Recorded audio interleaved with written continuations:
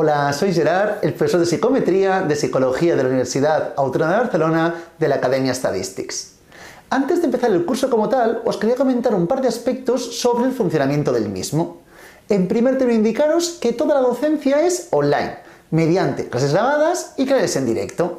En las clases grabadas tendréis toda la información teórico-práctica necesaria para entender perfectamente la asignatura. Todo ello, evidentemente, adaptado a cómo lo explican en clase y enfocado a las posibles preguntas de examen, tanto del test 1 como del test 2. Y luego realizaremos una clase en directo, antes del test 1 y antes del test 2. En ellas comentaremos todas vuestras dudas y principalmente nos centraremos en la resolución de exámenes de los últimos años. Comentaremos muchos y muchos exámenes para que vayáis muy preparados al examen de este año. Tened en cuenta que cada uno de los vídeos tiene un máximo de 3 visualizaciones, ya que es un curso de uso individual. Podéis ver los vídeos donde, cuándo y como queráis, pero repito, con un máximo de 3 visualizaciones. Ahora estáis viendo una clase de prueba. Esta es totalmente gratuita, la tenéis en YouTube. Si os interesa el curso, podéis ir a nuestra página web y ahí realizar la inscripción. Cuando os inscribís, os enviamos a vuestras casas un dossier encuadernado con toda la información para hacer un seguimiento adecuado del curso. Tenéis ejercicios, la teoría y tenemos exámenes. Importante, por favor, disponer el dossier para que el seguimiento del curso sea adecuado, ya que todo el tiempo iré haciendo referencia a ejercicios y páginas que se encuentran en el dossier. Por lo tanto, es fundamental tener el dossier. Con el dossier y mirando los vídeos tenéis suficiente para obtener una muy buena nota en la asignatura. Por último, también comentaros que el día de inicio del curso creamos un grupo de WhatsApp formado por los alumnos y por el profesor, en este caso yo mismo, que ahí me encargaré de responder todas vuestras dudas acerca de cómo funciona el curso, acerca de cualquier pregunta de examen, lo que queráis. Cualquier duda que tengáis, podéis preguntármela por ahí sin ningún tipo de compromiso. Y una vez dicho esto, os dejo ya con la clase gratuita para el test 2.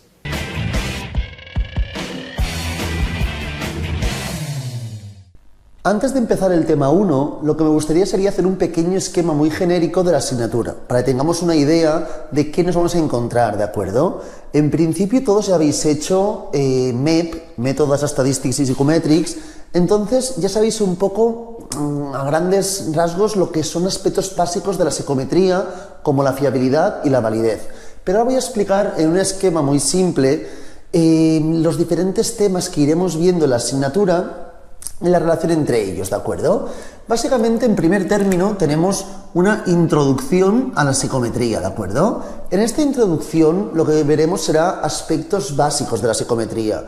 Veremos un poco el concepto de la psicometría, ¿de acuerdo? Estudiaremos un poco la definición, concepto de la psicometría, los antecedentes de la psicometría, veremos históricamente de dónde viene, veremos que es una subdisciplina dentro de la psicología bastante nueva al fin y al cabo, ¿de acuerdo?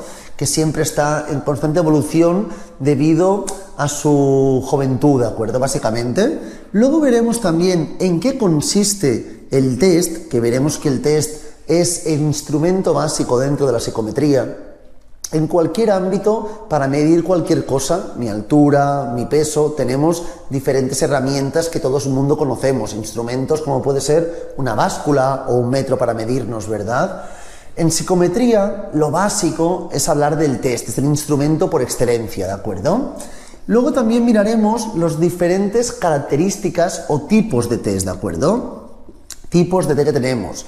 Y miraremos también cómo se crea un test, ¿de acuerdo? La creación de un test. Entonces, esto es básicamente lo que miraremos en la parte de introducción, que es lo que haremos en esta clase.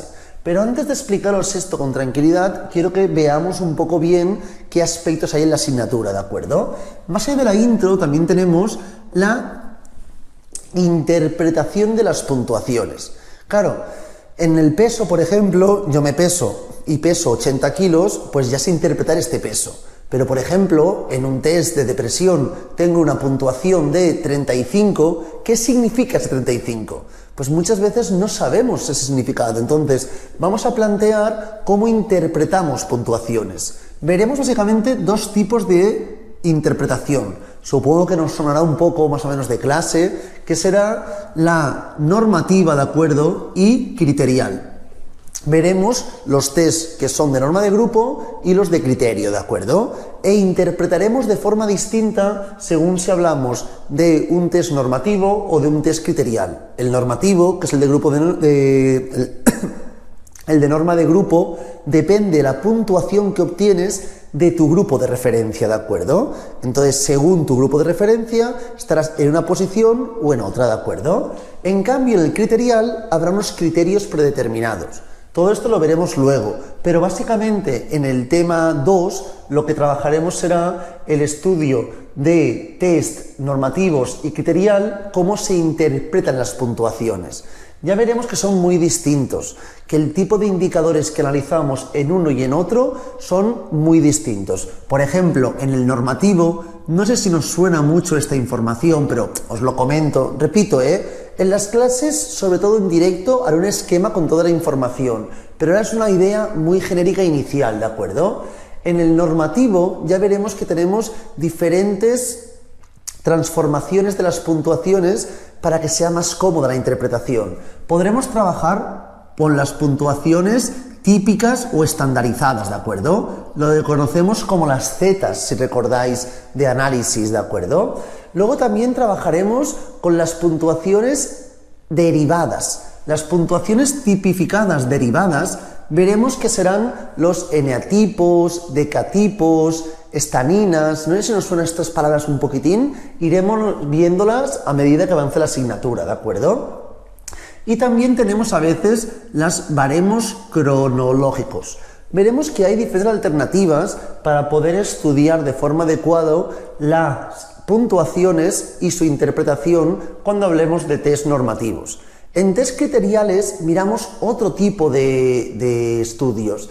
No sé si os suena el método Nedelski, método Angov, son diferentes métodos que iremos viendo y analizando para interpretar de forma adecuada los test criteriales. Lo que me importa ahora mismo es solamente que sepamos diferenciar normativo criterial, que luego lo explicaremos bien, y ya iremos viendo qué indicadores son los propios de cada uno de ellos, ¿de acuerdo? El siguiente tema ya es el tema de validez.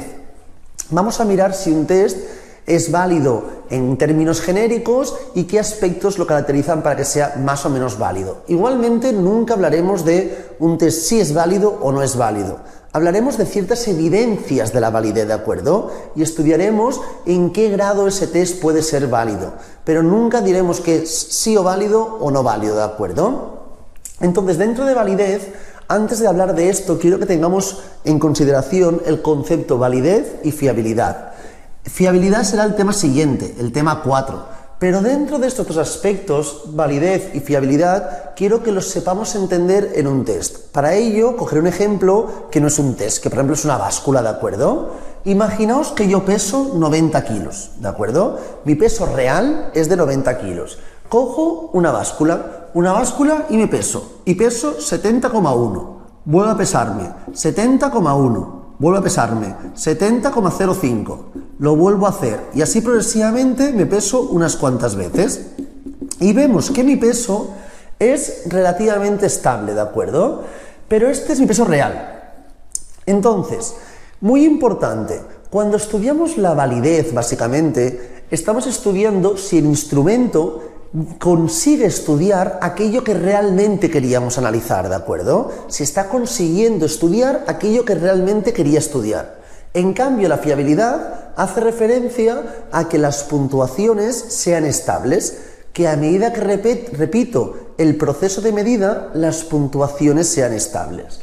En este caso, no hay duda, obtenemos unas puntuaciones relativamente estables, los cambios son ínfimos entre una medida y la siguiente, en cambio, estamos observando que el test no está consiguiendo medir aquello que quería medir, que era mi peso, porque aunque esté pesando kilos, evidentemente es un instrumento que puede medir o tiene como objetivo medir los kilos, no está consiguiendo medir mi peso real, ¿de acuerdo? Entonces, en este caso, diríamos que el test es fiable, pero el test no sería válido, ¿de acuerdo? En este caso, claro, en el caso del peso es más sencillo poder estudiar tanto validez como fiabilidad, porque yo puedo repetir el proceso de pesarme muchas veces. Un test no podré hacerlo muchas veces seguidas, y si lo pudiese hacer, puede que esté condicionado mis puntuaciones del test anterior con el actual. Entonces es mucho más complicado y también es mucho más complejo el estudio de la validez, ¿Por qué motivo? Porque muchas veces yo no sabré la puntuación real. El peso lo puedo pesar realmente, pero mi depresión, ¿cómo sé la puntuación real de depresión? De ahí a la complejidad de la asignatura, ya que estaremos midiendo aspectos que no son observables, como si lo son, por ejemplo, el peso o la altura, ¿de acuerdo? Entonces, generalmente lo más recurrente es estudiar primero la fiabilidad y luego la validez. En vuestro caso lo hacen al revés, primero validez y luego fiabilidad. Eso no quita que para estudiar la validez sea necesario que haya fiabilidad. Es decir, la validez depende de la fiabilidad. La fiabilidad no depende de la validez. Coger este orden porque hasta hace un par de años, en vuestra asignatura, el primer examen solo llegaba hasta el tema 3 y el tema 4 y 5 lo hacía más adelante. Y como validez es la parte más importante de la asignatura, la dedicaban ya en el primer parcial. Este orden podría haberse cambiado, pero bueno, lo hacen así actualmente aún y así continuaremos, ¿de acuerdo? Validez y fiabilidad. Dentro de validez, lo que me importa básicamente es estudiar las diferentes evidencias de la validez. Os lo decía antes, no estudiaremos si el test es o no es válido, estudiaremos evidencias que nos aporten que el test tiene rasgos para asegurarnos la validez a la cual queremos llegar, ¿de acuerdo? Dentro de la validez trabajaremos con los estándares de 1999. Estudiaremos 5 tipos de evidencias de la validez, ¿de acuerdo? Validez del contenido, ¿de acuerdo? Evidencias del contenido. Estudiaremos también del proceso de respuesta. Contenido, proceso de respuesta. Estudiaremos también la información correspondiente a la relación con otras variables. Miraremos también la consecuencial y miraremos también la validez correspondiente a la estructura interna, ¿de acuerdo? Serán básicamente los 5 tipos de validez que vamos a estudiar ahora mismo. Entonces, estos 5 tipos de validez, que son los que nos van a centrar en el estudio del tema 3, serán los que iremos analizando uno a uno de forma muy concreta, ¿de acuerdo? Para estudiar cada uno de ellos con tranquilidad. Una vez comentadas las evidencias de la validez, comentaremos también la información correspondiente a la fiabilidad. Claro, aquí lo mismo que decía anteriormente, no podré repetir el proceso de medida muchas veces, entonces buscaremos también diferentes estrategias para poder estudiar la fiabilidad. Básicamente miraremos 3 tipos de estrategias, ¿de acuerdo? La fiabilidad la estudiaremos a partir de la estabilidad temporal, con el método más recurrente que es el TR-test, ¿de acuerdo? Luego también miraremos la información de la equivalencia a partir de las formas paralelas o test equivalentes, y por último miraríamos la consistencia interna. Dentro de la consistencia interna estudiamos básicamente el coeficiente alfa de Cronbach, que será el principal que estudiaremos. Entonces, esta información es como la fundamental de la asignatura. El 60% de la asignatura básicamente es la parte de validez y fiabilidad, y es la que haremos más hincapié, ¿de acuerdo? Y por último tenemos un concepto que es el concepto de equidad. La equidad veremos que no lo tenemos que confundir con estandarización. Claro, cuando yo estandarizo una situación, hago que, por ejemplo, todo el mundo tenga 1 hora para hacer el examen y no pueda mirar apuntes. Parece que puede ser lo más adecuado, y es cierto, generalmente es fundamental poder estandarizar las situaciones. Pero cuando hablo de equidad, hablo de que todo el mundo tenga las mismas oportunidades. ¿Qué quiero decir con ello? Si yo, por ejemplo, hago el examen en 1 hora y lo hago con bolígrafo y papel, y alguien es ciego o alguien tiene el brazo roto y no puede escribir, evidentemente estará condicionado. Entonces, hay que buscar que tengan las mismas oportunidades, ¿de acuerdo? Entonces, buscaríamos la alternativa para que todo el mundo tuviese la misma oportunidad para realizar el test, ¿de acuerdo? Estos son los 5 temas que iremos viendo. En este caso, nos centraremos solamente en el primer tema, en el de introducción.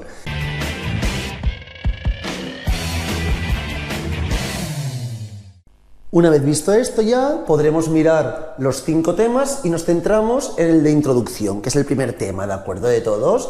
Es el tema más teórico de los 5 y es el tema que es menos agradable para estudiar porque tiene mucha parte de teoría, pero empezaremos por él ya que nos servirá para entender también el resto de temas con más tranquilidad. Empezamos por el principio, por el concepto básicamente, ¿de acuerdo? Todo esto en el dossier de prueba, si estáis mirando y si disponéis del dossier ya en casa, encuadernado, ideal, lo tenéis en la primera página, ¿de acuerdo? Si os fijáis aquí al principio del dossier, en la página 2, os pone la psicometría es, ¿de acuerdo? Lo hemos ido comentando un poco ya, pero que quede claro, la psicometría tiene como objetivo primordial, ¿de acuerdo?, establecer las teorías, objetivo primordial, establecer las teorías y técnicas para poder medir en psicología, para poder medir aspectos dentro de la psicología. Claro, ¿cómo puedo medir aspectos que pueden ser, por ejemplo, la depresión? Claro, es complicado, yo no puedo visualmente entender y decir, vale, esta persona tiene una depresión de tanto. Entonces, ¿la psicometría en qué se basa? En establecer estas técnicas, métodos, estrategias para poder medir el constructo que yo quiera estudiar, ¿de acuerdo? Entonces, ¿por qué se caracteriza? Segundo punto ya. Se caracteriza básicamente por utilizar una formulación matemática, ¿de acuerdo? Realiza formulaciones matemáticas para que la medida tenga un sentido estricto numérico, ¿de acuerdo? Si solamente me basase en teorías, evidentemente la información obtenida sería más sencillo que fuese refutada. Si yo me baso en aspectos numéricos, será más factible que dentro de la comunidad científica la gente acepte esa información, ¿de acuerdo? Entonces, en primer término, ¿qué os quería comentar? Os quería comentar cómo podemos llegar a medir esta información. Para llegar a medir la información tenemos dos teorías básicas: la teoría clásica de los test y la teoría de la respuesta de los ítems. La teoría clásica de los test es el modelo matemático que se ha utilizado más generalmente, ¿de acuerdo? Corresponde básicamente a esta información: X es igual a V más E. La teoría clásica de los test estudia básicamente la puntuación global del test. La teoría de respuesta de los ítems es una teoría mucho más novedosa, que se centra de forma mucho más precisa en el análisis de cada uno de los ítems. Esta teoría más o menos se inicia en los años 20 de acuerdo con Spearman. En cambio, teoría de respuestas de los ítems es prácticamente 50 años posterior a la teoría clásica de los test. Por lo tanto, es una teoría mucho más novedosa, mucho más precisa y mucho más concisa. Cada vez es más recurrente trabajar con la teoría de respuesta de los ítems. Pero aquí lo que quería comentaros es que realmente la psicometría se basa en aspectos matemáticos. En la teoría clásica de los test tenemos X es igual a V más E, donde la X es la puntuación obtenida por el sujeto. Pero claro, que yo obtenga en un test de depresión un 32 no quiere decir que mi puntuación real sea 32. Entonces, aquí tengo la puntuación verdadera y aquí el error. Hay un problema conceptual en la teoría clásica de los test, que es que ni la puntuación verdadera ni el error nunca los podré saber, ¿de acuerdo? Serán puntuaciones que son no reales, no comprobables, ¿de acuerdo? No se pueden estudiar de forma empírica. Yo solamente puedo estudiar la puntuación obtenida.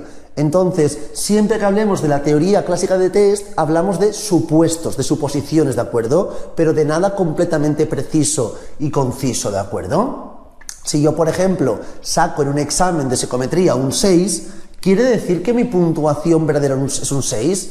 Evidentemente no. Cuanto más válido sea el estudio, cuanto más válido sea el test, más me aseguraré que sean cercanos, pero no tienen por qué ser igual, ya que cualquier día puede ocurrir cualquier cosa. Un día puede ser que pierda el metro yendo al examen y eso repercuta en una peor nota en mi examen debido a los nervios. Eso sería el error, que es el error aleatorio.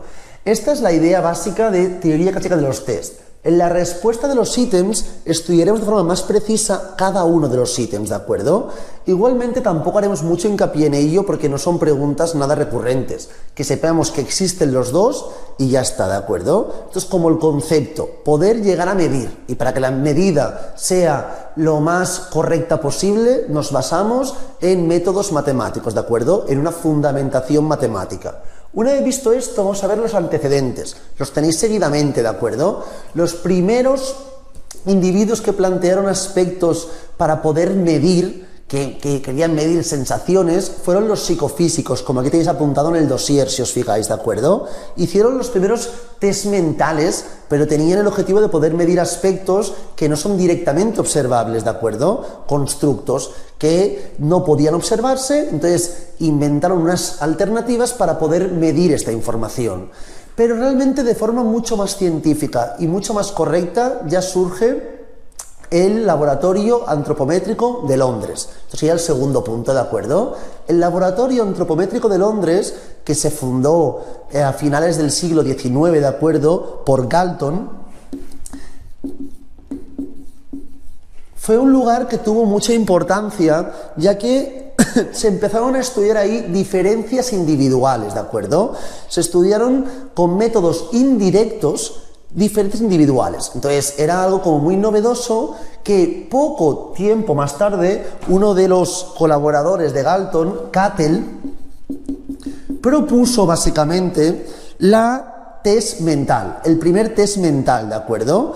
Este primer test mental propuesto por Cattell, que era un colaborador de Galton que trabajaba en el Laboratorio Antropométrico de Londres, fue como el inicio real de la subdisciplina dentro de la psicología de la psicometría, ¿de acuerdo? Poco más tarde, ya a principios del siglo XX, tanto Binet como Simon plantearon los primeros test de inteligencia. No eran test de inteligencia al uso en primer término, eran test para ver las diferencias entre niños con algún tipo de deficiencia mental y niños que no tenían esas deficiencias, ¿de acuerdo? Entonces, ya a principios del siglo XX se plantean los primeros test de inteligencia. Posteriormente, también a principios del siglo XX, en la Primera Guerra Mundial, los soldados americanos que tenían que ir a la guerra les hacían unos test. Estos test fueron los denominados primeros test de personalidad, ¿de acuerdo? En estos test de personalidad se estudiaba de forma congruente si los soldados estaban o no estaban preparados para ir a la guerra. Evidentemente no es algo que se pueda medir de forma directa, era también con medidas indirectas, como esa psicometría en genérico, ¿de acuerdo? Que nunca se podrá utilizar medidas directas, ¿de acuerdo? Nunca, o no sea lo más recurrente para medir constructos. Entonces, lo que decía Primera Guerra Mundial, segunda decena del siglo XX, es cuando se plantea por primera vez los test de personalidad. A partir de ahí es cuando ya se inicia la fundamentación matemática. Spearman, en los años 20, crea la teoría clásica de los test, que es una teoría en la que se fundamenta el hecho de que voy a medir aspectos inobservables, pero voy a conseguir una puntuación, ¿de acuerdo? Tiene ciertas características que ahora no voy a introducir, ya que realmente no son preguntas ni que nos sirvan para el trabajo ni para el examen, pero si alguien quiere saberlo me lo puede preguntar, ¿de acuerdo? Pero sería la información correspondiente a la primera teoría matemática que existió para analizar de forma adecuada la psicometría. Después, con la Segunda Guerra Mundial, hubo ya un espacio donde no se trabajó mucho más la psicometría, pero sí que posteriormente ya empezaron a crearse nuevas teorías, como la teoría de respuesta de los ítems. Antes de llegar a estos, que ya son años 60, 70, quería indicaros solamente que en el año 1957 se creó la primera editorial española de psicometría, ¿de acuerdo? Se encargaba de elaborar y editar los test de psicometría. Actualmente aún es la editorial más importante española, que es TEA, supongo que sonará, ¿de acuerdo? Seguramente la gran mayoría de los test que vais a trabajar son de esta editorial, elaborados por ellos o editados por ellos, ¿de acuerdo? Al fin y al cabo.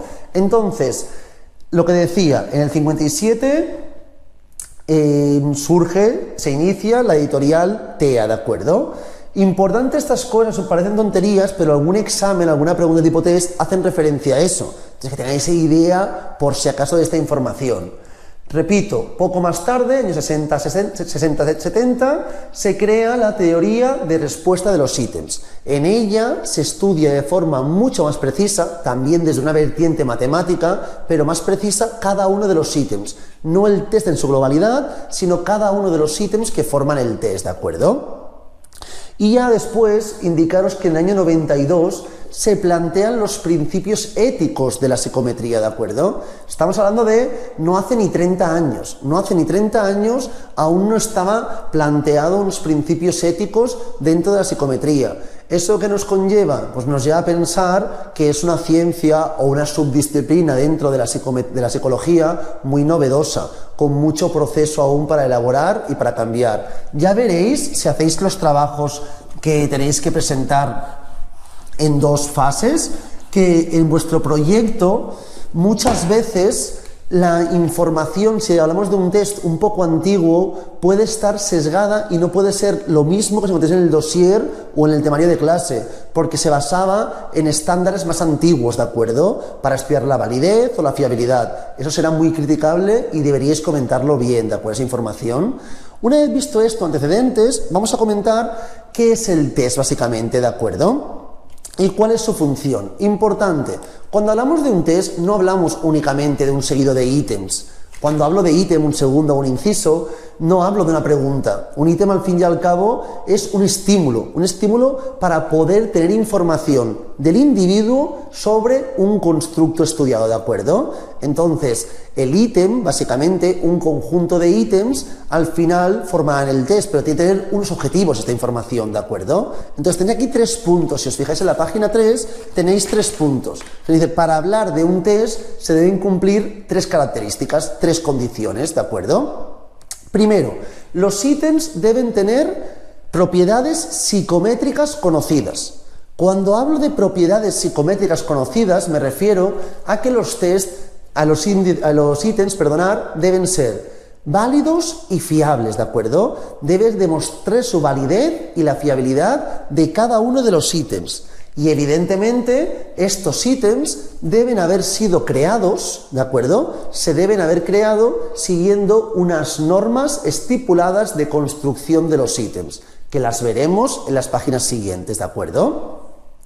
En segundo término, también muy importante, el test siempre requiere de una administración controlada. Existen unas normas preestablecidas de cómo se debe administrar un test. Para que lo veáis muy sencillo, en los exámenes vuestros de la universidad, ¿qué ocurre? No lo podéis hacer como queráis, en casa o con apuntes, tal. Hay unas condiciones preestablecidas de cómo se debe administrar el test, ¿de acuerdo? Entonces siempre se deben seguir las instrucciones y las condiciones preestablecidas. Y la forma de interpretar las puntuaciones también debe ser precisa y concisa, ¿de acuerdo? Debe estar también estipulado. Y por último y tercer punto, el test debe pretender evaluar un atributo de interés del sujeto en cuestión. Es decir, debe intentar estudiar un atributo. Muchas veces las preguntas que me hacen pueden hacer referencia a cualquier aspecto. Si yo quiero realizar un test, los ítems y el test en cuestión debe intentar estudiar un atributo en cuestión. No puede estar estudiando la inteligencia y al mismo tiempo la depresión. O estudia una cosa o estudia la otra, ¿de acuerdo? Y debe estar bien interpretado y bien estipulado. Estas son las 3 características básicas que diferencian al test de otros aspectos, como puede ser una encuesta o cualquier otro tipo de un seguido de preguntas, ¿de acuerdo?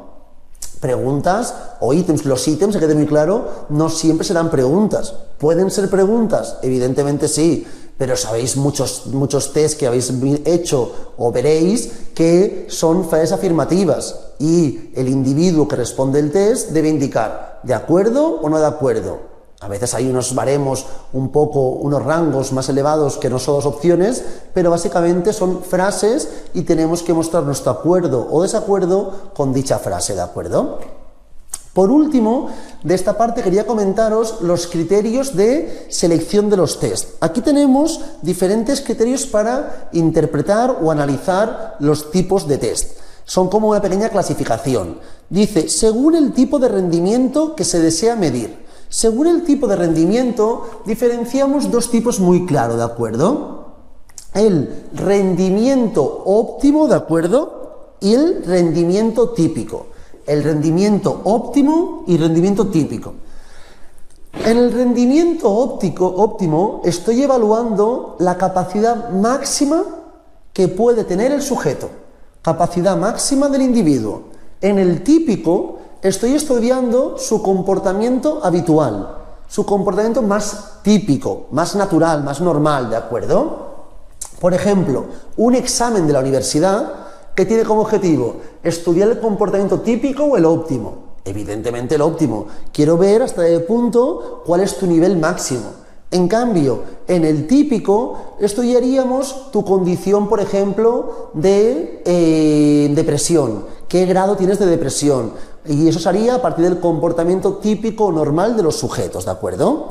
El segundo punto tenéis aquí, según el modelo psicométrico, desde el que se analizan los ítems. Aquí diferenciamos las dos vertientes matemáticas que anteriormente ya hemos comentado. Dispondríamos, por un lado, de la teoría clásica de los test, que se basa en el estudio global de los ítems, o en la teoría de la respuesta de los ítems, que se basa en el estudio de cada uno de los ítems que forman el test. Seguidamente, el tercer punto lo tenéis ya relleno. ¿Por qué? Porque la información que aquí aparece es como muy simple. Medio de aplicación, lápiz o informatizado, cosas muy simples. El punto 4 me interesa mucho porque todo el tema 2 hablará de este tema 4, del punto 4, que es la interpretación de las puntuaciones. Puede ser o normativo o criterial, ¿de acuerdo? Normativo es cuando las puntuaciones se interpretan a partir de un grupo de referencia. Según como comparemos la puntuación con un grupo de referencia, es como se interpretan las puntuaciones. En cambio, en el criterial no. En el criterial habrá unas puntuaciones preestablecidas, generalmente por un grupo de expertos, un grupo de jueces expertos, que predeterminarán las puntuaciones que delimitan diferentes grupos, ¿de acuerdo? Básicamente, por ejemplo, en un examen de la universidad, que antes decíamos que era de rendimiento óptimo, según la interpretación de las puntuaciones, sería criterial generalmente, porque el 5 está estipulado por un grupo de expertos que es la nota que diferencia entre aprobado y suspenso. Por mucho que toda la clase saque un 9, si yo saco un 5 y sea el peor con mucha diferencia, aprobaré el examen, ¿de acuerdo? Entonces, en ese caso, no depende mi puntuación del grupo, sino que depende de unos criterios ya preestablecidos anteriormente a la realización del test. En cambio, en normativo, mi puntuación depende del grupo. Por ejemplo, una persona depresiva no es depresiva porque esté por encima o por debajo de una puntuación generalmente. Puede haber, test de depresión criteriales, puede haberlos, pero generalmente un test de depresión acostumbra a ser normativo.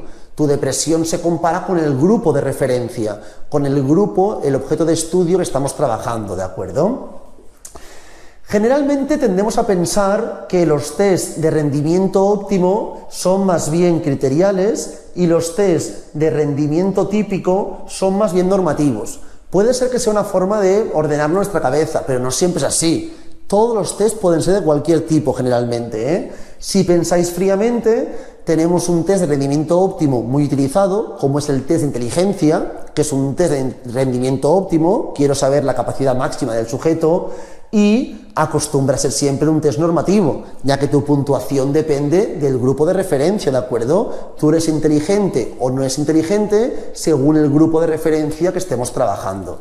De ahí que no es tan del todo correcto que hagamos relaciones siempre directas, sino que dependerá del ejemplo, sabremos una cosa u otra, ¿de acuerdo?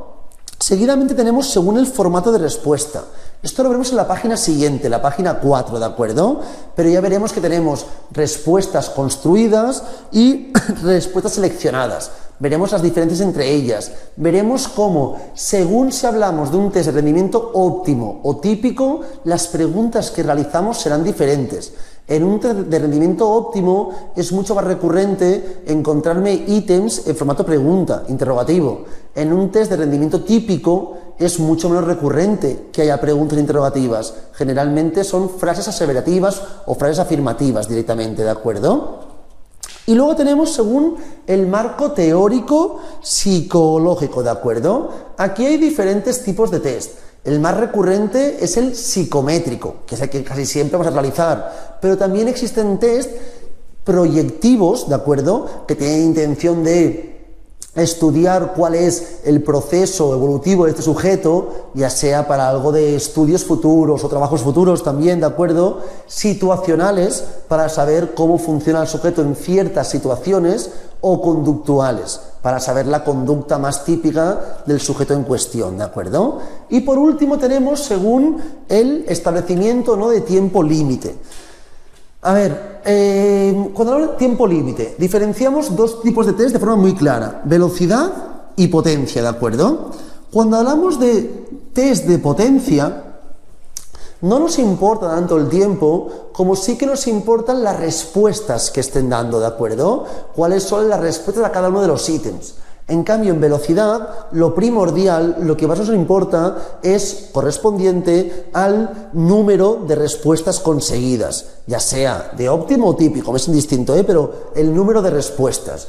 Aquí, generalmente, en los test de velocidad, será imposible poder acabar todas las preguntas. Habrá infinidad de preguntas y el objetivo será responder el máximo posible.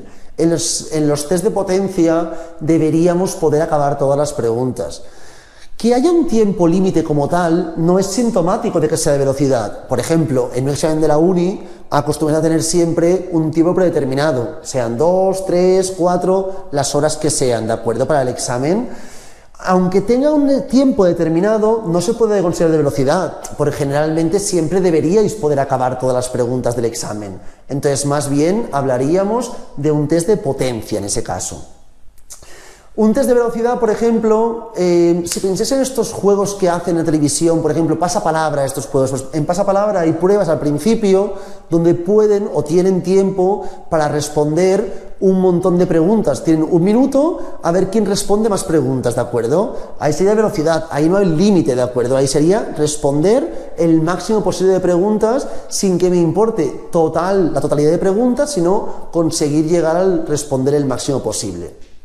Una vez visto esto, solamente para acabar esta página tenemos, según Navas, una clasificación de 6 tipos diferentes de utilidad que puede tener el test dentro de la psicología, ¿de acuerdo? El más básico y primero es el primero que aquí veis. Si os fijáis, aquí no está escrito, pero sería diagnóstico. El principal objetivo de los test es poder diagnosticar tanto en el ámbito clínico como en el ámbito educativo, ¿de acuerdo?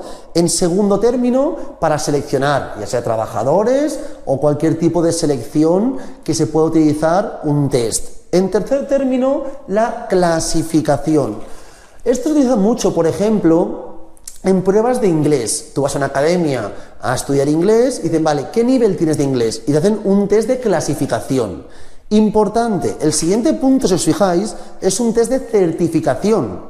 Por ejemplo, el examen FIRST del año pasado puede ser al mismo tiempo un test de certificación y un test de clasificación. ¿Qué quiero decir? Depende del uso que le dé el autor del test.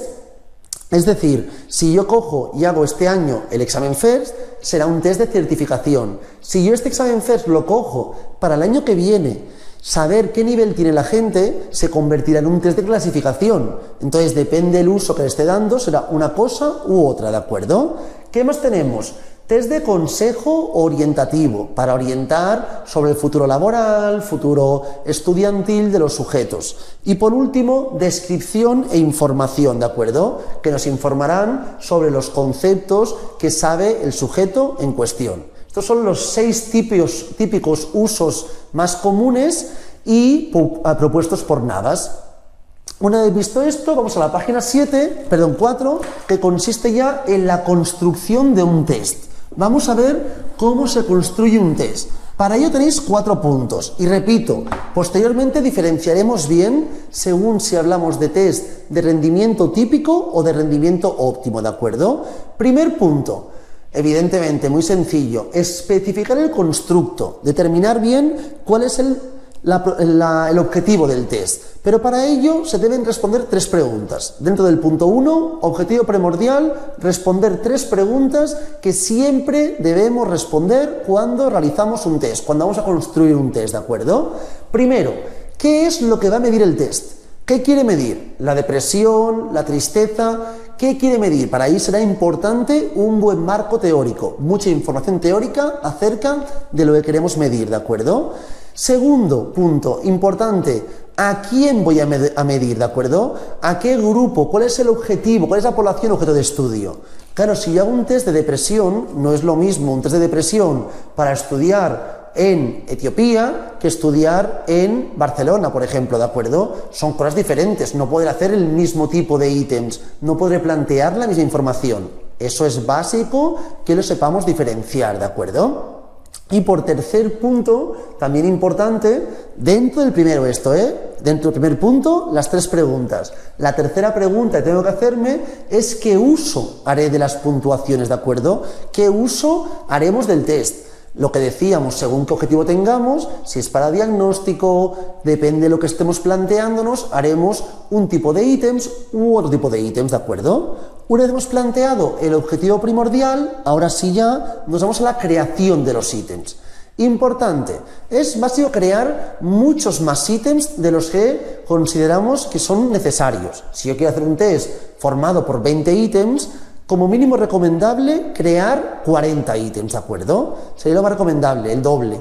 ¿Por qué? Porque luego en el proceso de la creación del test iremos eliminando ítems, ya porque no son del todo adecuados, no se entienden bien, no tienen validez suficiente o fiabilidad, o por el motivo que consideremos oportuno, ¿de acuerdo? O porque son muy repetitivos algunos de ellos, puede ocurrir a veces. Entonces, es importantísimo crear muchos más ítems de los que realmente tenemos planteado trabajar. E importante, y eso veremos luego, que el tipo de ítems que plantearemos será muy distinto según si hablamos de rendimiento típico o de test de rendimiento óptimo, ¿de acuerdo? Seguidamente, el punto 3 que aquí lo tenéis indicado, que es construir unas tablas de especificación. ¿Para qué? Para poder dividir bien y saber bien hasta qué punto tenemos los diferentes temas que queremos tratar bien planteados, ¿de acuerdo? Es decir, si yo, por ejemplo, realizo un examen de psicometría, ¿vale? Voy a hacer un test de psicometría. Muy bien, yo lo estoy creando el test, ¿de acuerdo? Entonces planteo, vale, diferentes temas. Entonces hacemos una tabla, aquí lo hago así con un esquema como un árbol, pero podría hacer una tabla y diría, vale, pues quiero ítems que hablen de la introducción, ítems que hablen de la interpretación de las puntuaciones, de la validez, de la fiabilidad y de la equidad. Y nos planteamos, evidentemente, eso no quiere decir que tienes el mismo porcentaje, pero sí que para ordenar la información es básico que esté bien organizado los diferentes temas que queremos tratar, que queremos hablar para poder estudiar el constructo. Lo mismo ocurriría en un test, por ejemplo, de depresión. De acuerdo, tengo la depresión, ¿vale? Pero yo realmente, ¿cómo voy a estudiar la depresión? No puedo preguntar a la persona, ¿qué grado tienes de depresión?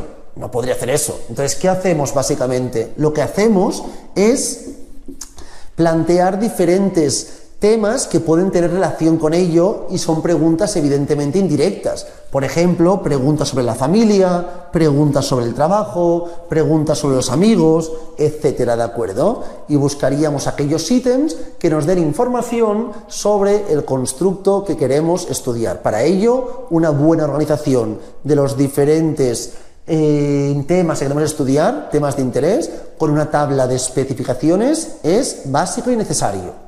Y por último, punto 4, ya vamos a la construcción de los ítems, ¿de acuerdo? Los diferentes ítems según el tipo de test. Aquí, si os fijáis, en la página 4, parte central, tenéis A y B. En el A os plantean el test de rendimiento óptimo y en el B, rendimiento típico. Os lo he dicho anteriormente, en rendimiento óptimo lo más recurrente pueden ser más bien preguntas a veces, preguntas desde un punto de vista interrogativo, evidentemente. En cambio, en rendimiento típico, lo más recurrente es una frase y indicar nuestro grado de acuerdo con esa frase, ¿de acuerdo? Al fin y al cabo. Entonces, en el rendimiento típico tenemos dos tipos de ítems, por excelencia, que son las preguntas abiertas, ¿de acuerdo? Y las preguntas con opciones preestablecidas. Preguntas abiertas o preguntas con opciones preestablecidas. Las abiertas son una pregunta: explícame algo sobre la Primera Guerra Mundial, o en qué año fue la Primera Guerra Mundial. Y lo otro sería: ¿en qué año fue la Primera Guerra Mundial? Y diferentes alternativas, diferentes opciones. Actualmente, en ámbito universitario, todo el mundo prácticamente realiza preguntas con opciones preestablecidas, ya que llevan menos complicación ante la objetividad del profesor. En cambio, también podemos debatir si es solamente por esto, también por la comodidad del profesor, pero bueno, realmente, evidentemente, es más objetivo que la subjetividad que comporta una pregunta abierta. En cambio, el rendimiento típico, repito, no me preguntarán preguntas, no me dirán ¿cuántos amigos tienes? ¿O estás conectado con tus amigos? No, me preguntarán: mi relación con mis amigos es tal, no sé cuántos. Serán frases y yo deberé indicar mi grado de acuerdo con esa frase. Entonces tenemos dos alternativas: opción binaria, que será sí de acuerdo o no de acuerdo, o categorías ordenadas, ¿de acuerdo? Por ejemplo, el más tibio actualmente son 5 grados, que sería en desacuerdo, bastante en desacuerdo, ni desacuerdo, bastante de acuerdo y de acuerdo, ¿sí? O se puede poner totalmente en desacuerdo, totalmente en acuerdo. Esto depende el test que veáis. Pero generalmente lo que quiero que sepáis que son 5 alternativas, ¿de acuerdo? Generalmente lo más recurrente son 5. 3 alternativas a veces da como poca posibilidad para indicar de forma más precisa tu idea sobre la frase en cuestión. Y a veces 7 alternativas o 10 hace que sea muy complejo para la persona que responde el test. Entonces, lo más recurrente y lo más recomendado actualmente es trabajar con 5 alternativas en los test correspondientes a rendimiento típico en categorías ordenadas. Una vez visto esto, vamos a la siguiente parte que corresponde a la redacción de los ítems de opción múltiple, ¿de acuerdo? Redacción de los ítems de opción múltiple. Esto es básicamente para cuando hablamos de test de rendimiento óptimo. Si fijáis, en la parte inferior de la página 4 y superior de la 5 tendríamos la información para test de rendimiento óptimo. En la parte central de la página 5, donde os pone redacción de los ítems de categorías ordenadas, sería la información para test de rendimiento típico. Antes de hablar de típicos, vamos al óptimo, ¿de acuerdo? Dentro del óptimo, página 4, parte inferior, nos hablan aquí de la redacción de los ítems de opción múltiple, ¿de acuerdo? Y aquí diferencian entre la elección del contenido y la expresión del contenido. Respecto a la elección del contenido, es algo que no se cumple en muchos test, pero que debería ser así, ¿de acuerdo? Cuando hablamos de la elección del contenido, es primordial que cada ítem haga referencia a una única celda de la tabla de especificaciones.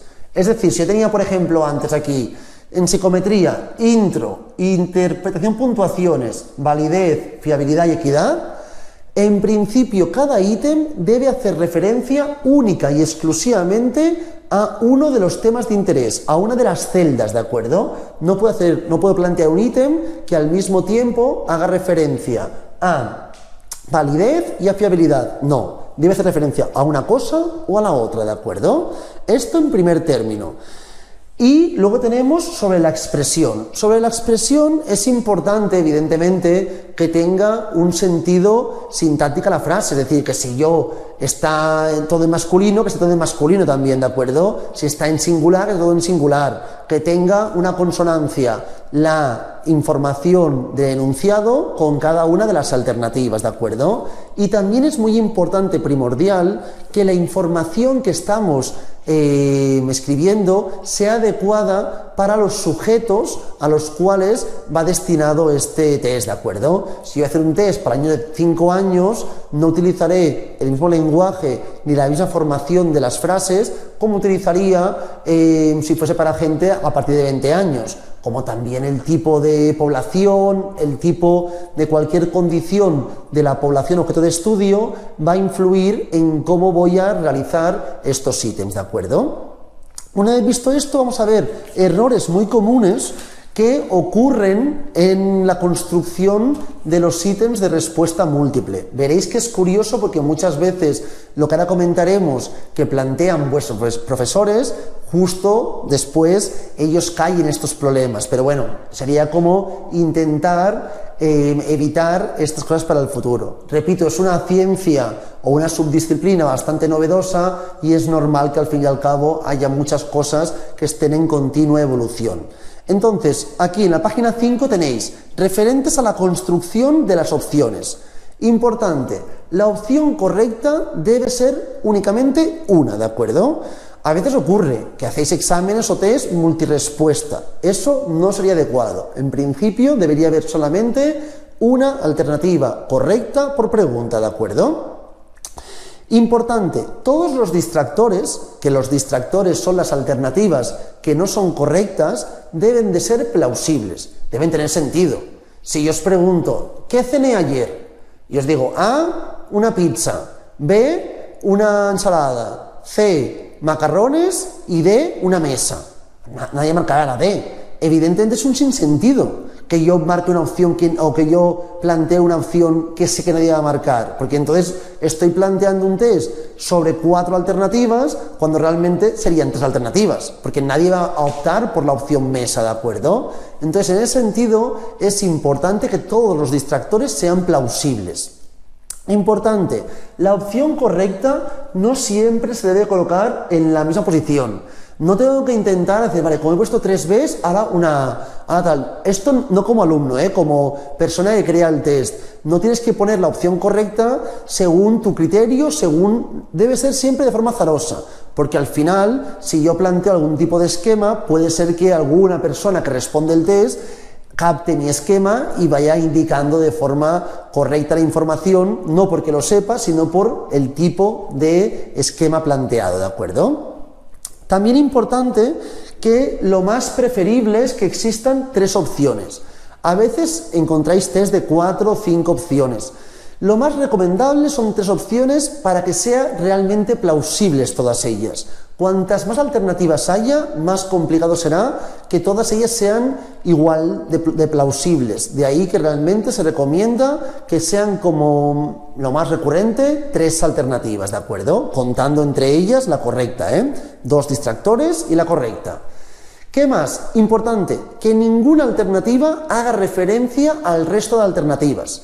Esto es primordial y ocurre en muchos exámenes que no debería ocurrir. Es decir, como todas son correctas, o la A y la B son correctas, o ninguna es correcta. Todo esto es totalmente incongruente.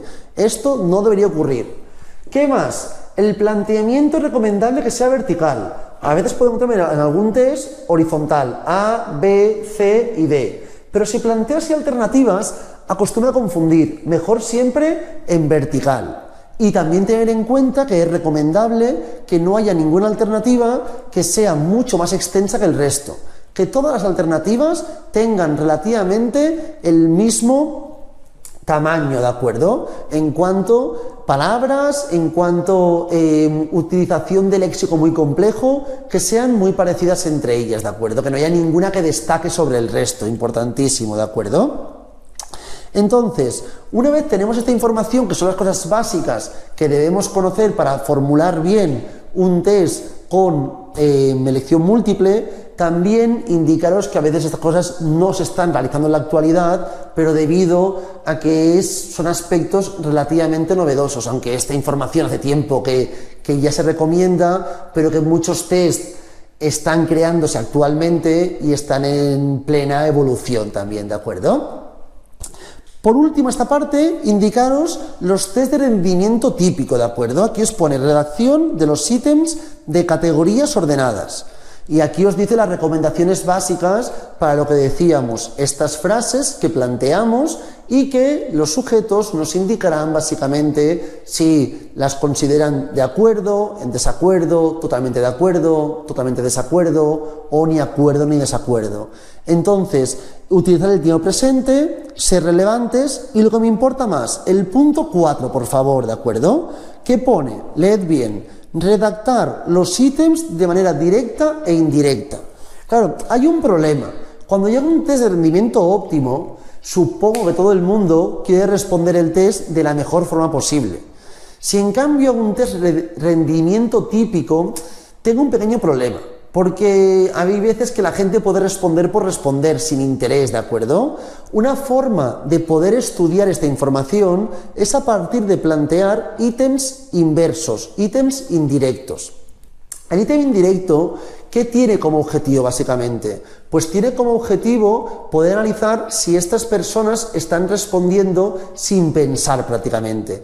Es decir, si yo todas las preguntas planteo que 1 es lo incorrecto y 5 es lo correcto, entre comillas, pues todo está socialmente bien visto o mal visto. Si yo voy respondiendo siempre 4, 4, 4, 4, y hay una pregunta que la planteo de forma inversa, donde 1 es lo correcto y 5 lo incorrecto, si esta persona continúa marcando el 4 es sintomático de que no está leyendo las alternativas y no está leyendo las preguntas, no está leyendo los ítems, directamente está respondiendo todo el tipo 4, pues se ha dado cuenta que era lo más congruente desde un punto de vista de deseabilidad social. Entonces, en ese caso, lo que deberían hacer será, este sujeto no se podrá estudiar con este test. Para estudiar a aquellas personas que no responden de forma adecuada, planteamos ítems inversos o indirectos. Y para acabar esta información ya solamente, vamos a plantear la fase de cuantificación. Esto no es la interpretación de las puntuaciones, ¿de acuerdo? Esto corresponde a la fase donde cuantificamos la información, ¿de acuerdo? Cuantificamos la puntuación del sujeto. Un 30 o un 8 o un 7, la puntuación que sea, ¿de acuerdo? Cuando hablamos de la fase de cuantificación, como podéis ver aquí, tenéis dos fases, según si hablamos de rendimiento óptimo o rendimiento típico. En rendimiento típico, muy sencillo, generalmente estará ordenado, ¿de acuerdo? De 1 a 5. Por ejemplo, 1 es totalmente en desacuerdo y 5 totalmente de acuerdo.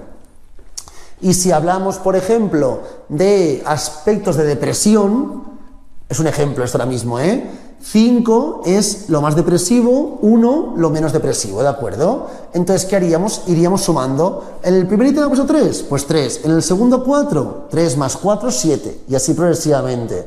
Recordad siempre que los ítems inversos hay que recodificarlos. Si tenía el ítem 8 es un ítem inverso, el 1 será el 5, el 4 será el 2, el 3 será el 3 y así progresivamente, ¿de acuerdo? Se recodifica la información, aspecto que ya habéis visto en MEP, como hacía el ordenador solo en Stata, ¿de acuerdo? Entonces, sumaríamos las puntuaciones, no tiene más complicación. Cuantificar en ejemplos de rendimiento típico es muy sencillo, sumar las puntuaciones y ya está. Un tanto más complejo es cuando hablamos de los test de rendimiento óptimo, ¿de acuerdo? En rendimiento óptimo tenemos básicamente dos alternativas, como aquí podéis ver, las analíticas y las holísticas. Cuando hacemos una fase de cuantificación, una rúbrica analítica, estudiamos cada uno de los puntos del ítem, ¿de acuerdo? Cuando es holística, lo estudiamos en su globalidad. Por ejemplo, esto ocurría muchas veces en matemáticas, supongo, en primaria o en la ESO más bien, o en bachillerato, ¿de acuerdo? Que hacíamos un ejercicio y yo hacía, vale, la primera parte bien, la segunda parte del ejercicio bien, la tercera bien y la cuarta bien, pero me equivocaba en el menos. En vez me olvidaba el negativo y no ponía el menos. Y había pruebas que decían, vale, como eso está mal, todo el ejercicio mal. Esto sería una rúbrica holística, ya que estudiamos el ítem como un global. O está bien o está mal, o 0 o 1, ¿de acuerdo? 0 o 1 o la puntuación que fuese, En cambio, otros profes decían, vale, si llega hasta aquí, 0,25. Si llega hasta aquí, 0,5. Hasta aquí, 0,75. Y si lo hace todo bien, un 1. Esto sería analítico. Iríamos parte a parte analizando la información. En este caso, si hablásemos de rendimiento óptimo, tenemos las dos alternativas. Es evidente que en ejercicios de respuesta múltiple, es decir, ejercicios de que hacéis en examen tipo test, de acuerdo, que se denominan, estos de respuesta seleccionada no serán analíticos nunca, serán directamente holísticos, o haces bien el ítem o lo haces mal, ¿de acuerdo? Pero sí que es cierto que en preguntas abiertas, ahí sí que habría más alternativa para poder hacer holística o analítica, ¿de acuerdo? Esto es el tema 1. El tema 1, como habéis visto, es muy teórico. La información es sobre las bases que se va a fundamentar los siguientes temas, que tendrán aspectos mucho más precisos y sobre todo aspectos más numéricos, ¿de acuerdo? Ahora con esto lo dejamos, sobre todo esto, si alguien tiene alguna duda, alguna cosa que no se entienda bien, lo que sea, me lo puede comentar por el WhatsApp, ¿de acuerdo? Y si no, alguien lo puede comentar también en la clase en streaming sin ningún tipo de compromiso. Pues nada, que vaya muy bien, mucha suerte.